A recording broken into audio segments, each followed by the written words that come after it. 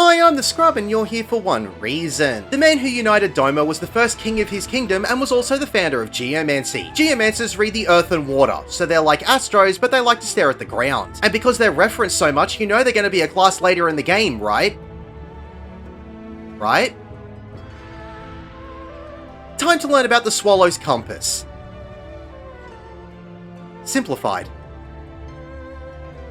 Walk forward and grab the two armored guards while turning right. Follow the path around the corner until you get to the first room. When you approach, there will be a symbol that will flash on the screen which will cause the ad in the room to become targetable and two other ads will spawn in. The Taisui will cast Evocation of Water and create a water orb called Torrent somewhere in the room. This will immediately start casting Explosion. If this cast ends, it will result in a hard-hitting room-wide AoE and give everyone in the party an Assumerable Paralysis debuff. Although it doesn't have a lot of health and you should have no problem DPSing it down. When everything has been defeated, the doors will open and you can progress to the next room. There will be another symbol that will flash on the screen as the Daharas spawn in and everything becomes targetable. The Taisui will cast Evocation of Earth, which will put a small AoE underneath the feet of random players. If you're still in this when it goes off, it will bind you in place for a few seconds, but the bind is Assumerable. When everything has been defeated, the doors will open. Head around the corner to the final room where another symbol will flash upon the screen as the Anilla spawn in and become targetable. The Taisui will cast Evocation of Wind and two players will get red markers over their heads. These players will have tornadoes spawn in their location after a few seconds. So if you get a red marker, just move to the walls of the room to not drop the tornadoes on the party. If you stand in a tornado, it will push you out of it with a damaging hit. You just need to stay away from them and DPS everything down. When everything has been defeated, you can head around the corner and jump over the pile of rubble to interact with the dragon seal to make the doors disappear. First boss time. Clout of the Tengu is a room-wide AoE. A bunch of small fire wisps will spawn around the arena and begin to orbit the middle of the room. They will stay the same distance away from the middle of the room and move either clockwise or counterclockwise around the arena. If you run into any of the small fire wisps, you'll be hit with a stacking debuff of Suppuration, which decreases your damage dealt and increases your damage taken. Yamakaguro is a straight line AoE directed towards a random party member. While of the Tengu is a staring contest. Just look away from the boss while dodging all of the wisps. If you are still looking at the boss when the move goes out, you'll be hit with Hysteria and lose control of your character for several seconds. When the Tengu casts the next room-wide AoE, all of the remaining wisps will stop in their place and grow in size. A few seconds later, they will explode in a small to medium-sized AoE. Just move away from all of the enlarged wisps to avoid them. Might of the Tengu is a tank buster. Mechanics will repeat until the Tengu has been defeated. Head up the stairs and interact with the Geomantic Aetheryte to move to the next area. As you approach the next corridor, a big straight line AoE will be created that will cover the entire path. When the AoE dissipates, a tsunami of water will knock back anyone who gets hit by it. There will be objects on the sides of the corridor for you to hide behind and avoid being knocked back that considerable distance. It's also time to put on the big boy pants as you can pull everything all the way to the end of the corridor where the wall will block your path. Avoid all of the AoEs from all of these mobs and kill everything. Head through the small opening in the cave and pick up the Maw.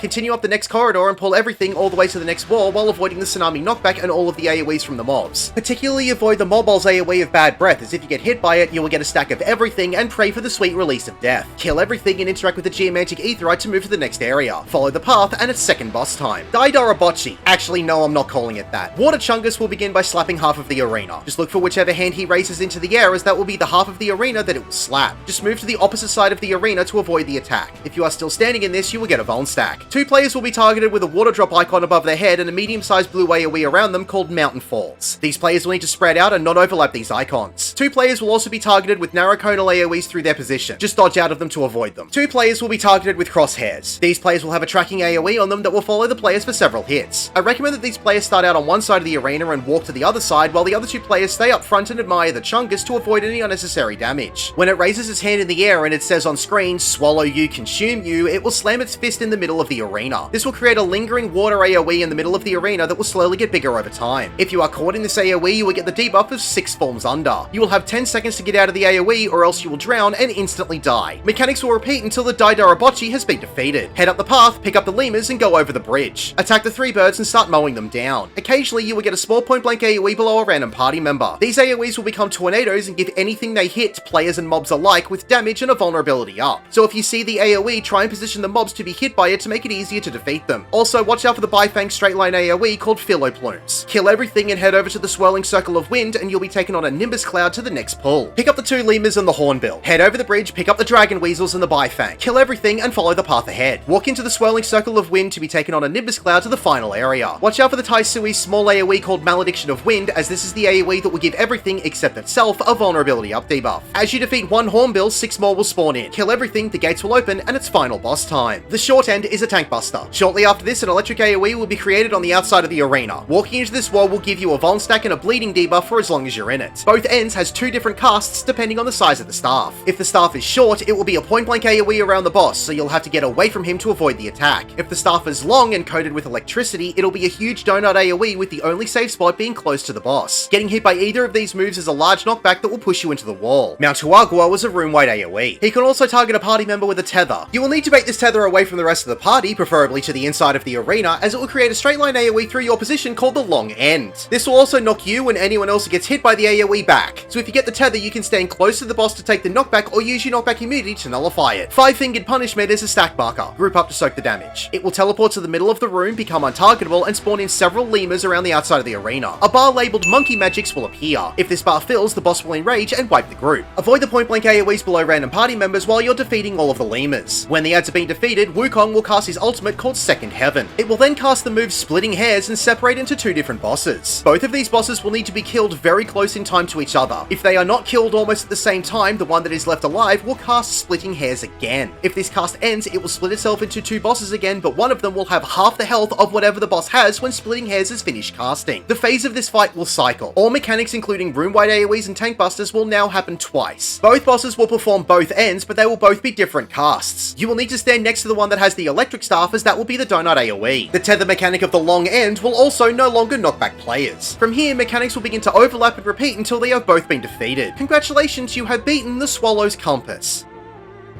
My name is The Scrub. Thank you for watching.